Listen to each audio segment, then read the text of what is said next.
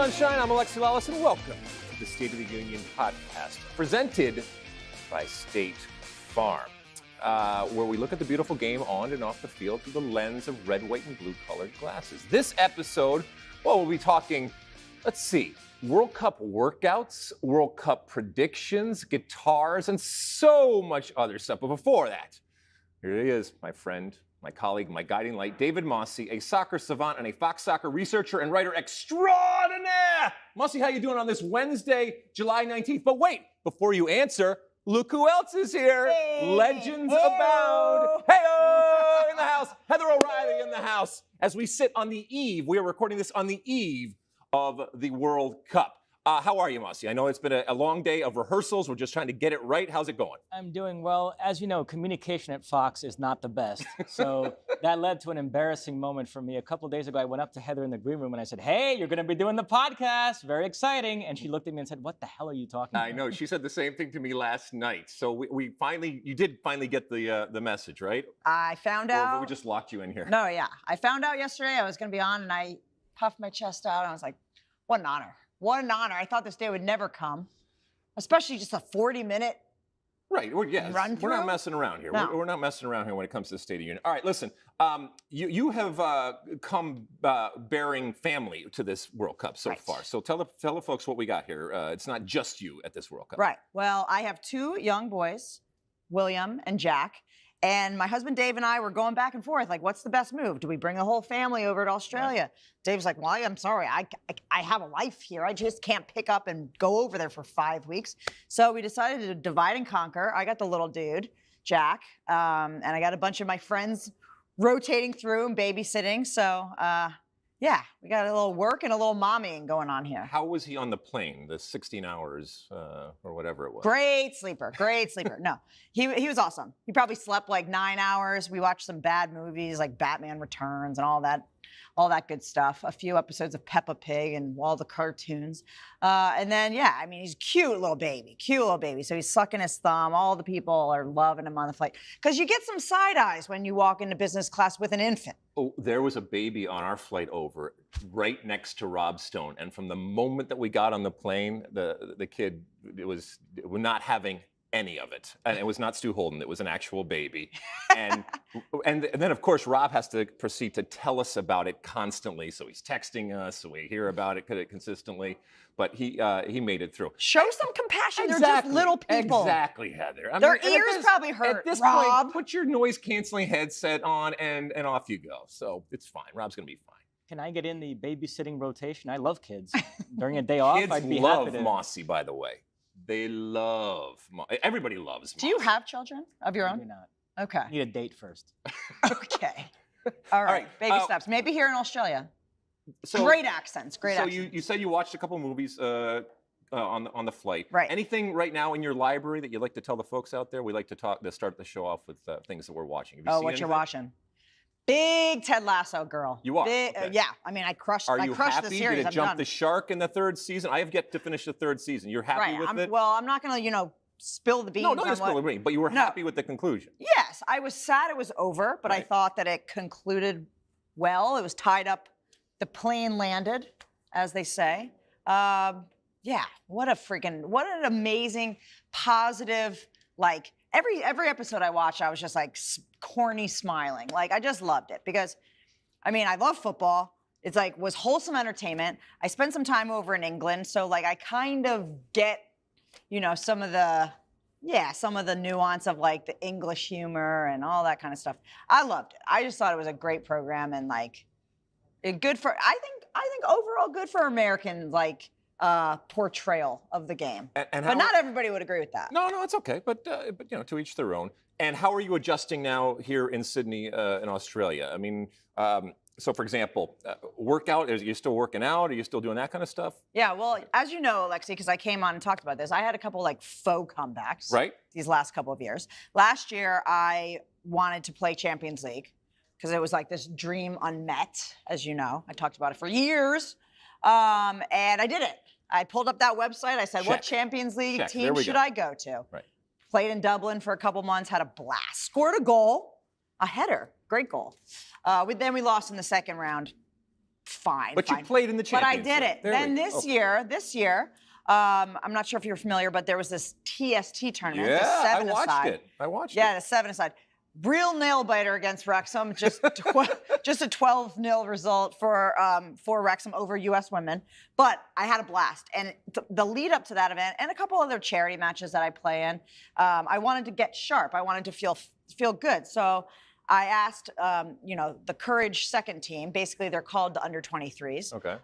If I could jump in for a couple practices, be a player coach, be in some drills, maybe run some sessions because I'm, getting my coaching badges and things like that. And they were like, yeah, of course, this is awesome. Come train with us. And then they asked me, well, do you want to play in some matches? And so twist my arm. Then here I find myself playing in some matches. You're against never going to retire. Right. It's And just so never now gonna it's happen. not the U23s, it's now the under 39s. Right. And shout out to the Courage under 39s. They're in the W League final coming up on the 22nd. Good luck, ladies. I'm behind you.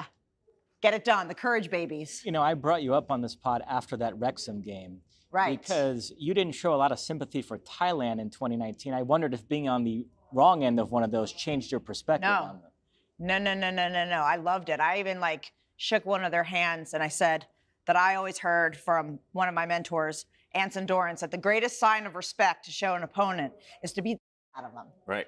And so I shook one of their hands. Well, you got beaten out of you, right. That's for sure. Shook their hand and said, thanks for showing us so much respect. And I think he was a little bit confused for a second, but we had a moment. We caught a moment. Do you think that they're going to tweak it going forward, either have a women's division or make it so it's a little bit more even going forward? Yeah, no, I think so. Listen, we had a blast. Yeah. Lori Lindsay, she's here, and we are still laughing about some of the shenanigans of the weekend. We had a complete blast, and I wouldn't change it for the world. Actually, at the end of the event, we're all having drinks and recapping the weekend. And I said, all right, guys, if the structure stays the same, the format stays the exact same, which I don't think it will, I'll get into that in a second. But if it did, and you get that call from me again, and I say, we need you, let's run it back, knowing we're probably going to get shelled every game, would you come? And it was from a movie. It was down the line, everybody was like, I'm in. Even Kat Whitehill, who was playing center back against Wrexham, just getting, literally manhandled by their post-up number 9 player. He didn't have to post up every time and slam it in. But You play the game. You play the game. That was the correct soccer decision There in you that go. moment. There So you you know what? I guess I handed it to him. It was good tactics. But everybody was like, yeah, I'm in. Good, Give me good. the call. But to answer your question, no, I don't think that it will be the same format. Right. I think that they are throwing around some ideas of Well, it was successful, so maybe a women's division, Yeah. maybe some sort of, I don't know, they were going to do a whole separate women's tournament. I don't know if that's the move right away. I think a separate women's division would be pretty sweet. $4 million, though. go for it, Equal man. pay, baby. So now Give they it to need me. $2 million. Right. Okay. So you're spending another $1 million? Right. Okay, got it. Hey, Right. listen, for those that are watching, you can see that we are all dressed in very different attire relative to Mossy here. We just finished rehearsals. Everybody was doing that. First off, what are you wearing? Is it leather or pleather? I don't know if you can see the black leather that she's sporting Don't here. sell me out. No. I have no problem with pleather, all right? It's much more manageable, and it stretches better. Doesn't It's stink. warmer. It's doesn't warmer, I stink. think. So you look great. Yes. You look Yes, great. thank you. We're, Thanks, we're, Alexi. we're all dressed up. I believe it's pleather. It's wonderful, whatever it is. We went through all the rehearsals because, as we said, tomorrow the show actually kicks off. Match So day -1. listen. I cannot wait. All right, listen. We're gonna go through some preview basically when it comes to what we're going to see. A lot is going to be focused on the U.S. team, but also on this entire tournament that's kicking off. I couldn't get more excited. I was walking around town today. I will say that I'm a little disappointed in that there's not as much signage as I think there should be advertising this tournament. Now, it might change as we go on and people kind of get into it, but I saw stuff on buses. I saw some stuff, some activation type of stuff, but we come from Qatar and Doha where the buildings are literally draped in players. There were a couple of buildings that have players here, but I hope that people get that World Cup feeling. I think when it kicks off tomorrow, especially with the host nations playing. I'm that looking at a happens. pretty big Caitlin Ford out of my Yes, window. exactly. It's right outside. Yeah. Caitlin Ford has one side of a building, but I want more. That's what I want. Okay. Okay. So let's remind everybody when it comes to the U.S. group. By the way, this U.S. group is the highest average ranking. Obviously, with the U.S. being one, that certainly skews it a little bit. But you got Vietnam ranked at 32. You got the Netherlands ranked at 9. Obviously, the U.S. ranked at 1, and then Portugal ranked 21st. Heather, when this first came out, this group, what were your first thoughts? My first thought is that people are going to sleep on Portugal, Okay. to be honest. I think it's a difficult third game because, listen, the U.S. is probably going to want to roll out their starting lineup in the first game, right? So you want to start with your best. Yeah. But Netherlands is a tough second game. So then what do? You play the starting lineup again for the second game. Maybe you get 6 points out of it. Then you're going to change it up for the third place game. Portugal's a good team. A lot of players that play Champions League for Benfica. I think we're probably going to get a draw with Portugal, which could be a downer leading in to knockouts. But You think yeah. you don't think the U.S. is beating Portugal in this group stage? I have this vision that we're Okay. going to win the first 2 games. Here we go. Another Heather vision. Okay. That you're going to win the first 2 and then kind of take a foot off the gas and pay the Yes. price. And pay the price. We're going to go into the third game with 6 points. All right. Enough to win the group. Right. But we're going to just kind of So it'll be no harm, no foul, but it's still not a good look to But lose. it's a momentum Got it. lost, and then we're going to have to build again. Mossy, what do you think of this crazy notion that That's she my has? vision. Vision, excuse me. I've taken a lot of shots at the U.S. for that Thailand game. I just evoked it again Right. in our opening segment. But in this World Cup, I could not blame the U.S. for pouring it on against Vietnam and Portugal because there is a very realistic scenario in which the U.S. and the Netherlands draw, and then first place comes down to goal difference. So it actually would behoove the United States to win those 2 matches big. At one point, I thought Vietnam would be the Thailand of this World Cup, but that Germany friendly threw me for a loop. They might not be that bad. What do we think? Might that be a tougher game than we initially imagined? Yeah, I think so. All their results recently have been like pretty tight. So yeah, I think that they knocked out, Chinese Taipei in qualifiers. They might be an opponent that's not super easy to break down. And they will, look, all these women have played long enough that they will have watched previous World Cups. They will have seen what happened with Thailand, and nobody wants to be on the other side of something like that. I think there will be lopsided type of results in this World Cup, but that's also the price that you pay for an expanded World Cup and getting teams that normally wouldn't be there. And yes, the experience is important. And to your point, whether it's goal differential, just playing the game the way that it should be played, you got to go out there and score the goals that are available to you. And you have to, greedy is not a bad word. It's actually a really important word for attacking players and for just general players when it comes to the team. But I don't necessarily, who knows? I think we'll see some double-digit types of things, but maybe not, to your point, as many as we have seen in the past. All right, listen, I got a couple questions for both of you guys, and we all have our answers here. My first one, okay, who is the United States' most important player and why? I'll let Mossy go first on this one. I went with Rose Lavelle, Okay. who scored the final goal in the last World Cup, you might recall. And I do think the strength of this U.S. team might be that midfield combination with her and Lindsey Horan. And we've sort of slept on Lavelle going into this World Cup. She's had some fitness issues, but I think if she's healthy, she is primed for a monster tournament, and she'll be key to help the U.S. control the midfield in these games. You know why we're sleeping on her, though? What? She hasn't played football in 3 months. I mean, she's fragile. What? She's got to be. She has to make sure that she is healthy. When she's healthy, she's incredible. Fragile, though. I mean, good God, she has an injury. Right. So staying healthy is a skill. Staying healthy is sometimes it's an acquired skill, but it's absolutely an important one. And if you cannot stay healthy, then you are no value to the team on the field. She's a wonderful, wonderful player, and I'm knocking on wood that she does stay healthy because, to his point, if she is healthy, whoo, look out. I'm gonna let you finish up here. I'm gonna go with Julie Ertz for a couple of different reasons, not the least of which is we know that from a leadership perspective, she is money. She has obviously experience winning World Cups, as you know. Also, when she gets on the field, she does the dirty work in that position in a way that nobody else can, and maybe nobody else wants to. The interesting thing is, and this is why, again, I think she is the most important, if she ends up playing center back because of just the reality right now, and with Becky going down, and keep in mind, she won a World Cup playing the center back position. So she's multifaceted, the leadership type of thing. I think that she is going to be very, very important. But I'm not yet sure about what kind of Julie Ertz we are going to get. We saw her come back with Angel City. There were good and bad moments. She came into the game, out of the game, and that kind of stuff. So she's trying to recapture a Julie Ertz that this team absolutely needs. I'm just not sure it's going to be there when the switch is flicked relative to a World Cup, which is days away now. Who do you got? Most important player on this team, Sophia Smith. Okay. Because she's the best attacking player on the team. And, they have some great attacking players with obviously Alex Morgan starting number 9. You got Trinity Rodman, you got Alyssa Thompson, you got Lynn Williams. Quick starting front line. Even the reserves coming in very, very fast. But Sophia Smith is the best of all of them in terms of her goal scoring. She's red hot right now in the NWSL. I think she's sitting at 10 goals for Portland Thorns. She's scoring goals, and she's in good form right now. She's US's best player. Do you have a comp for her?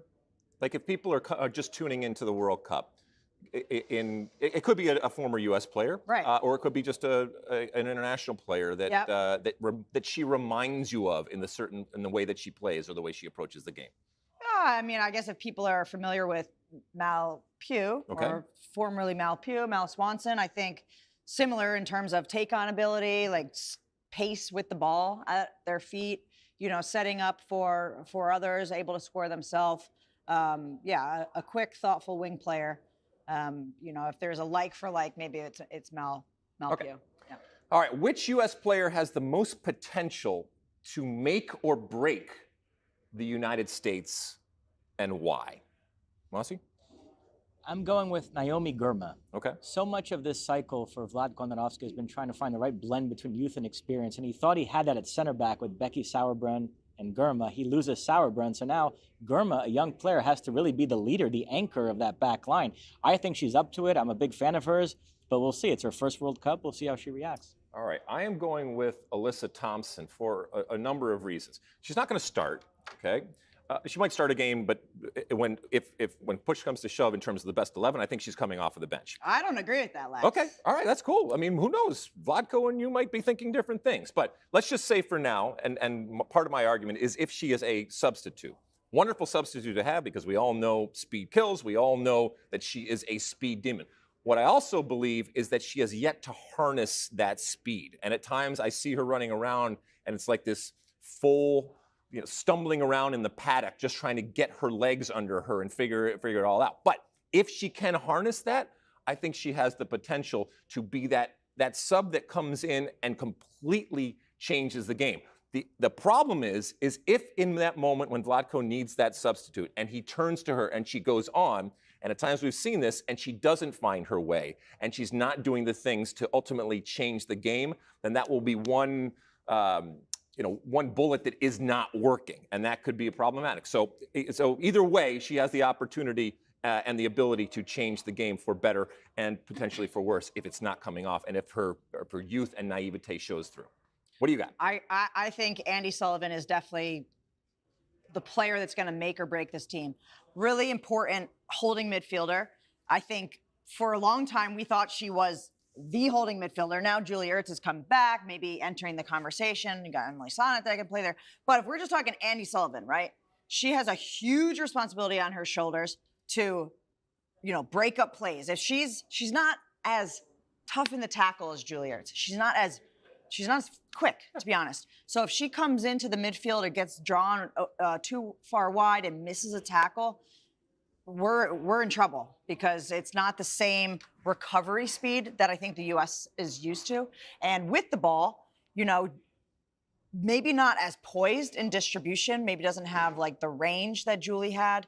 But I think more than anything, it's almost like a collective feeling for the team that when Julie Ertz was playing that lone six, it just gave everybody a sense of freedom. Okay, if something bad happens, Julie's going to bail us out, right? So you got your outside backs getting forward. So it's interesting. Does Crystal have the like green light to get forward? Does Emily Fox have the green light? Does Lindsey Horan have the confidence that like, yeah, I got Andy back there, like that, you know, she's got it covered. I don't know, you know, if they do. I don't know if they do. So she's make or break. She could be up for the task. You know, I think over the last year we've seen that she can get the job done. You know, 7 games in a row is a real tall order for anybody. So I think it will be, you know, in my opinion, probably a team effort more than, you know, sole relying on like that enforcer that Julie Ertz was for so long. At the risk of bearing the lead, can I circle back around? Because when I said Alyssa Thompson is going to be a substitute, you did push back on that. So if Alyssa Thompson were to start, who in that front three is now not starting? Trinity, Sophia? Which one of those? I mean, Trinity Rodman like maybe earned their case in their warm-up game, bagging a brace. But I think that's the one that you think. I think before that it was Alyssa, Sophia Smith, and Alex Morgan. Ooh, okay, all right, that'd be interesting. Look, these are good problems for Vlatko to have. All right, let's go on to the next one. If the U.S. Women's National Team is hoisting the trophy at the end of this month, by the way, unprecedented, would be a historic moment. No men's or women's team has ever won 3 World Cups in a row, and obviously the U.S. is going for their 5th in total to tie Brazil. If they were to do it at the end of this month, what is the biggest reason why, Mossy?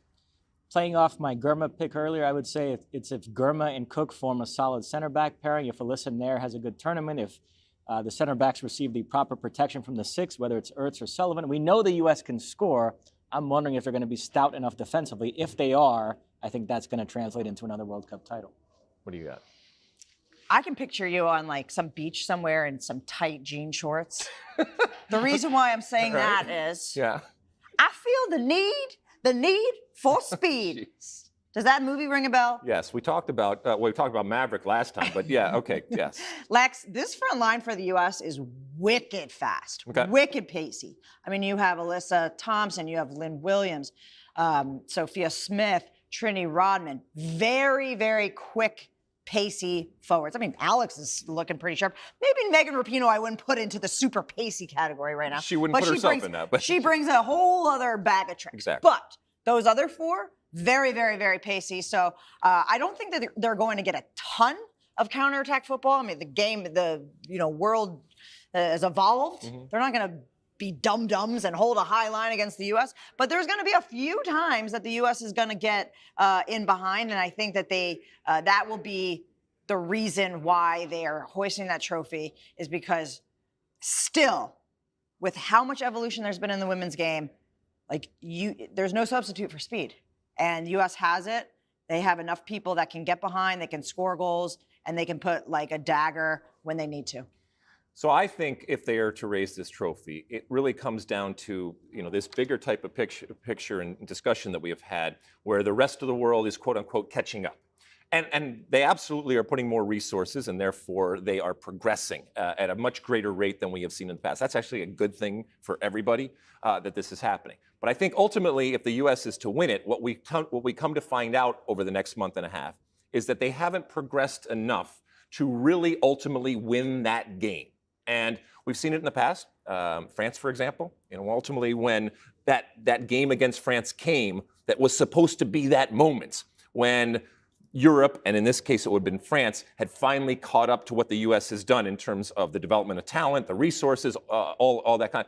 They didn't have it there. And so I would say that if that happens, what the narrative will end up being is that, yes, they progressed, but not enough ultimately to bother the U.S. And that just shows how far the gap is for this U.S. team.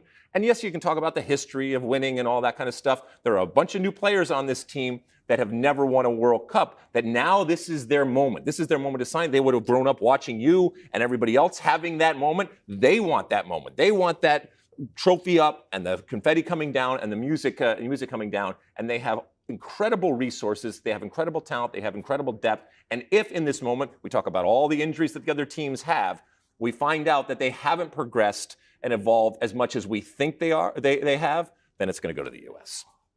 What do you think?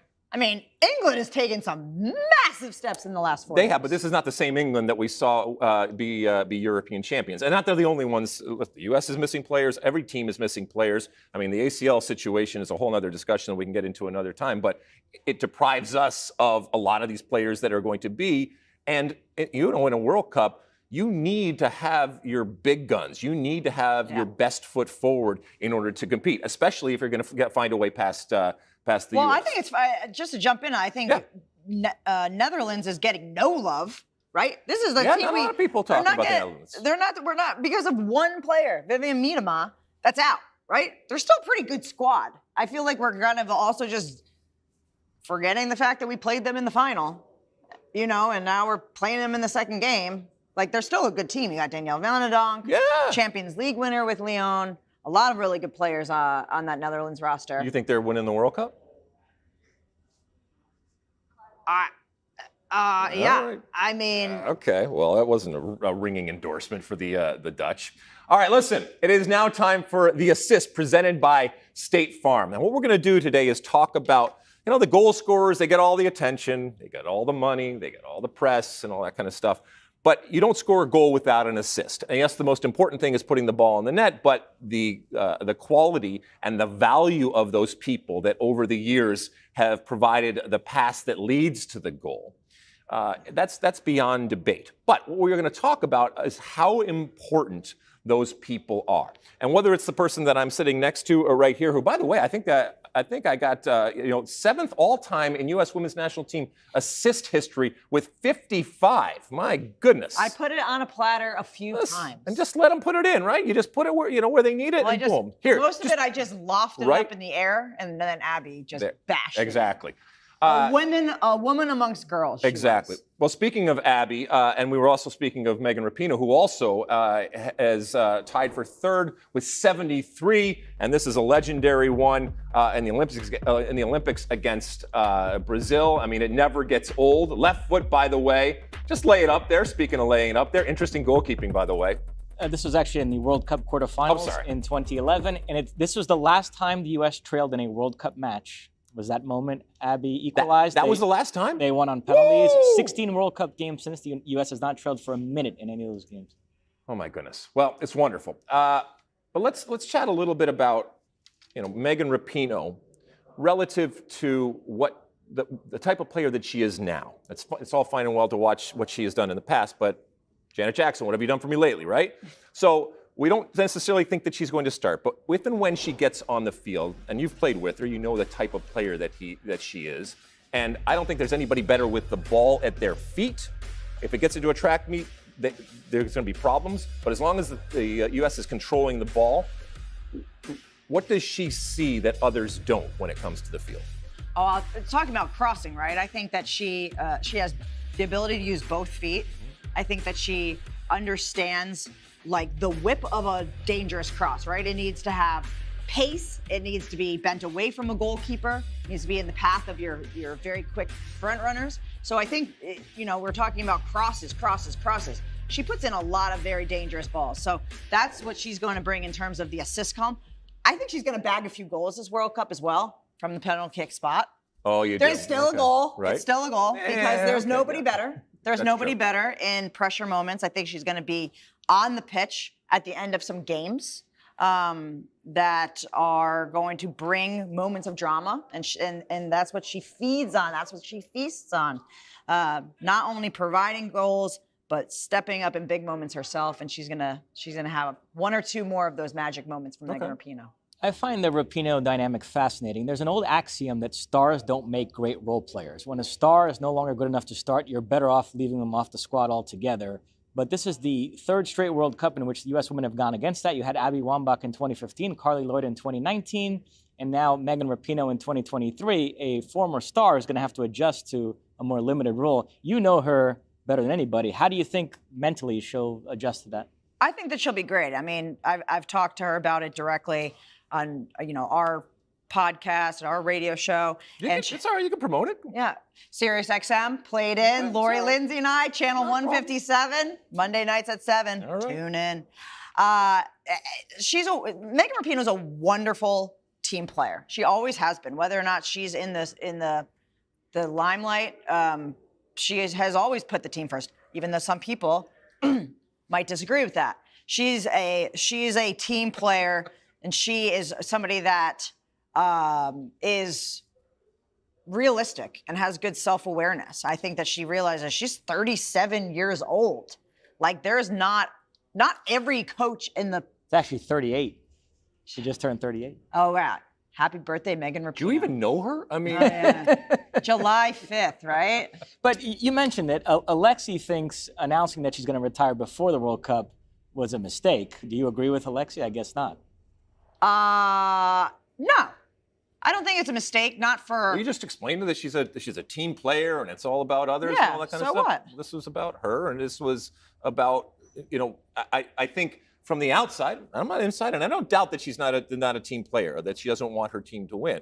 I just said I thought it was strange for her to do this and put all of the focus before the World Cup on her. So now it's going to be about her going through it and this last lap type of situation, as opposed to if you just didn't say anything. Right. And then at the end of the World Cup, if that's it, fine.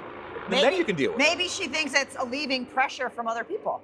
Now it's What pressure? What pressure is she to alleviating? win a three-peat. We talk about these young kids having so much pressure on them. So Megan Rapinoe's putting it on her. Take the pressure off the young kids. Let them just play football. Wait, what pressure is she putting on herself? I didn't understand. To go out as a winner. I don't know. Whatever. I mean, I listen. think that, I kind of had 2 retirements. Well, 3. Well, 4. Well, you got another one coming. Right. Sure. But here's the thing. For my international retirement, that was like a quick, guys, this is my last game. Right. Right? Then I had a club retirement where I basically said in the beginning of the season, this is my last season. So I have a little taste of being like the quick version or the drawn out swan song, right? And I think Megan Rapinoe deserves a little drawn out swan song. And I think that maybe this is just the galvanizing energy that the team needs. You don't think Megan Rapinoe is going to get the attention that she deserves?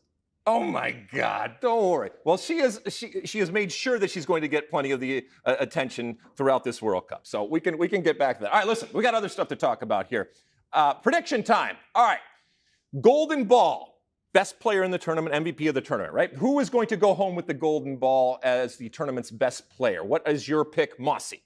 I am going with Fridolina Rolfo of Sweden. Oh my God! She just scored the game winner for Barcelona against Wolfsburg in the Champions League final, played very well in the Olympics a couple of years ago, scored 3 goals. I love her game.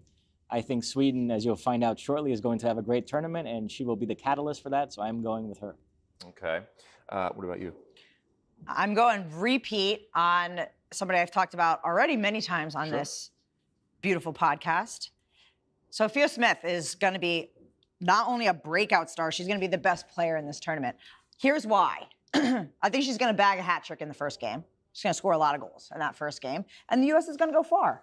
So I think if I'm going to say those 2 statements, she's going to be the best player and the most influential attacking player in the U.S. team, who are poised to win the whole thing. Both great picks. I'm going to go with Sam Kerr. Now, I know we just talked about pressure or additional pressure. Well, the pressure of being one of the host nations here and being Australia, a lot of people that are picking them to do well and to go far. And that's part of my reason, is that I think that they are going to play more games than others. Therefore, the more games that they play, the more opportunity for one of the great goal scorers in the world to actually score goals. But I know I'm being kind of romantic here, but I envision a Maradona 86-ish type of performance where she puts the entire team and therefore the hopes and dreams of this entire country on her shoulders and by sheer will goes through to game after game after game, and ultimately whatever ends up being the scores, however many goals she scores, there is absolutely no doubt, even if they don't win the World Cup, that she was the MVP of the tournament. Good? Do you think yes? No? I mean, Am I giving her? don't you think that an MVP should be in the final game? No, not at all. See, that's where I disagree. If you're going to be like an MVP of a tournament, you better be in the final. No, Because if you're so good, I'll give you getting out of the group. But I mean, what if somebody comes out of nowhere and for the Philippines or Vietnam carries this team through, scores a bunch of goals, but they end up losing 7-8 or something like that, and then they don't go through in the terms of the group stage? You're not going to give that person credit and what you're really doing is punishing that person for not playing on a better team. Yeah. that they have no control over at all. Right. Okay, But just want to make sure Yeah. that's what you're doing. Okay. this game's about winning championships, especially a World Cup. You played for the U.S. All right. Sorry about it. You got to win the game. I understand that, win the but tournament. you stepped on the field and you knew you were going to win 99% of the times that you stepped on the field because you had better players, you had more resources than anybody else out there, and so you're punishing everybody else for not being as good as you. I mean, I'm not punishing anybody. You just got to win. Well, you're punishing. win There's no way that they can be win the Golden Boot, according to you, unless they play on a better team. And just because they weren't born in the right place, you're going to hold that against them. All right. Anyway, who will be the breakout star of the 2023 FIFA Women's World Cup? So give me some breakout stars, and we could have talked about them before, but that you think. I am going to go with Sophia Smith. We've spoken plenty about her on this podcast already. I just marvel at the U.S.'s young attacking talent. The fact that they could lose Macario and Swanson and still have some other strong candidates for breakout player, and Smith and Thompson and Trinity Rodman, it is amazing. Imagine if Macario and Swanson had been fit for this World Cup. It would have been a complete embarrassment of riches up there. Yeah, I agree that there are some options for breakout star, right? But I think Trinity Rodman is going to be that breakout star for the U.S. I think that she'll probably start some games. She'll come off the bench in some games, but she will entertain in all of them. I got a couple of possibilities, and this is open to the whole field. So let's see. Lena Oberdorf from Germany. Now, she's not new in that we've seen her before, but keep in mind that, and you know this, the player that you are in your teens is very, very different than the player that you are even 4 years later as you get into your 20s and stuff like that. So having that under her belt and possibly coming into this World Cup now, we were just on stage with Ari Hingst, and of course she's German, so she's just constantly talking up Germany, but I don't think it's just her German background. I think she does believe, and there's a lot of people that are actually saying at some point Germany's going to get it right. Might be this World Cup, but we'll see. But if it's going to happen, someone like Lena Oberdorf would be somebody that I would say. And she can be a breakout star in that she finally comes into her own, and it's not just this new, obviously, teenage type of sensation that we have. All right, let's see. What else do we got here? I got a couple more questions. Young pups on England, too. Alessia Russo showed up for the Euros. Hasn't done a World Cup yet. So I think we can still call her a breakout star. Lauren James, baller. Reece James's sister, so they can play some football. All right. Which team do you think could exceed expectations and why? Mossy. I am going with Colombia. We covered the Copa America Femenina last year. They got to the final. They lost to Brazil. I was quite impressed by their team. Now, they had this weird friendly against the Republic of Ireland where the game was stopped after 20 minutes because of their rough play. That goes against the profile of that team because they're actually this attacking team that plays some quality soccer, so I don't know why they acted like brutes. Obviously, they're a bunch of brutes. But I hope they play the attacking brand of football that I associate with them in this tournament. I think they will. They have another potential breakout player in Linda Caicedo, so I could see Colombia springing a surprise. Heather? I've talked about them before on this beautiful pod as well. Portugal could exceed expectations because, depending on what happens, they could give the U.S. a very difficult third game. They got a lot of players that play on Benfica. They probably have, in my opinion, taken the biggest jump in the last few years in terms of their professionalism, of their club environment, and they play a nice brand of football and a combination of possession and disruptive defensively, their team plays. So on our last podcast, I called Portugal the next Spain. Could you I see agree. that? 100%. I think that they're going to get people talking this tournament. If they can't squeak through the group, I think that they will be a team that we're looking forward to seeing in 2027. All right. Well, you had mentioned speed kills earlier, and so I'm going to actually go with Zambia. We talked about their recent win, the surprise win.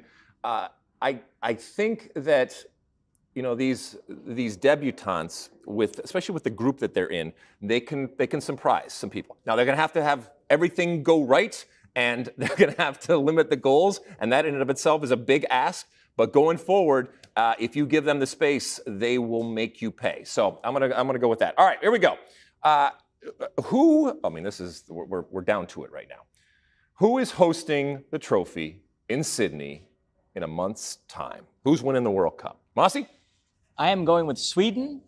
They've had so many near misses, runners-up at the last 2 Olympics, 3rd place at the last World Cup, runners-up at the 2003 World Cup. I know it's an aging squad, but I think the ball finally bounces their way. Fridolina Rolfo and company will be hoisting the trophy. Okay. All right. Heather? USA. USA. All the way. Yes, U.S. national team has something, we have something in us. We have something in our DNA, like never say die attitude. Like we're bred to be winners for decades. We are ready for this moment. There were 16 years between winning World Cups. What do you mean? Okay, between that, we just bagged a couple Olympic golds. I mean, Nobody cares about the Olympics. This is about the World Cup, all right? That's the most important thing. It's ultimately about the World Cup. I understand what you were saying. Okay, if I told you couldn't pick the U.S., all right, who would you pick? I think Australia's got a pretty good chance. Really? I would love to see an Australia-U.S. final. Oh, my God. I From think your that lips to the soccer gods' ears, that would Fox would love that, too. This country is going to blow up. If Sam Kerr can like harness her energy. I thought in the last World Cup, she was almost like, I like to say overstimulated. Yep. Like she was too excited. 100% You know, agree. she skied that penalty kick. It's almost like she was like too enthused. So hopefully like all her, the expectations of going to Chelsea and, you know, her maturity has helped her, and she's ready for this moment to just be the star that this country needs, and then see them in the final, and then, you know, U.S. does what U.S. does. All right, I am going to go. I mean, Mossy is a famous Francophile when it comes to life and lifestyle and books and all that kind of stuff. I'm going to go with France. I do think that the change of coach is the change that needed to be made, in that it lights a fire and it puts the onus on this French team. Now, this French team's missing players. Like a lot of these teams are missing players. They have yet to get over that hump. I'm predicting that without the pressure of hosting, being here with that coaching change, and now it's on them to actually perform. And I do like Hervé Renard, because I think he's a very, very good coach, that this is the moment that they come good. You have said on this podcast that you find him very attractive. Now, we should get a female's perspective on that. The new France coach, Hervé Renard, would you concur, Heather? Yeah, he's hot. He's a hot guy, right? I mean, respectfully, I'm a married woman. I don't know what his deal is, but besides being a great football mind, great hair as well. Well, I'm a married man, and he's hot. Any way you slice it, okay? Right. I mean, let's. Well, we're not into objectifying anyone on this program. No, he's a great coach too. But, you know, he puts on those white shirts and, you know, my knees get weak. What are you going to do? All right, so those are our picks ultimately. Listen, we have a daily pod that will be coming out, obviously, every single day, 20 minutes-ish type of thing, just with, you know, a recap of all that kind of stuff. So we're going to be cranking out the content. This was a little bit of a different type of pod. Obviously, sponsored by State Farm. We have our guest, Heather O'Reilly, who came on. Normally in a pod, I give you my one for the road. I think I should do it now. And I want to actually pay homage to my friend David Mossy. He didn't know that this was coming today. But we were out at a wonderful dinner. All of us were out at a wonderful dinner last night. And at one point, we were sitting with some of our bosses, and they were busting Mossy because they love him. Everybody loves Mossy, and everybody appreciates what he does. But they were busting his, But what happens when he showed up late? It was great. Yesterday we were doing something and he showed up late and he was all worried. It was fine. They love him so much that he could show up a half an hour late. It wouldn't matter. But he's a stickler, though. Respect. I mean, he doesn't like that, and it threw him into a tizzy. Exactly. But we were having a conversation at the table, and at one point someone was laughing at a moment that had occurred. I don't know, last week, maybe during the Gold Cup or whatever, when Mossy had come up with a nugget, some sort of information, and had, you know, through our earpieces, told me what it was. And I ended up using it. Now, for those peek behind the curtain, that does not always happen, all right? We are incredibly fortunate to have people behind the scenes that are feeding us, as you know, Heather, with information.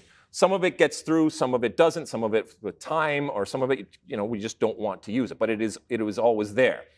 I say this because I used that, And in the control room, Mossy was given fist pumps because, he had become this, this almost this god, and the ability, not much more, God isn't right, but much more of the puppet master. And I can see that, how that power, it hasn't corrupted him.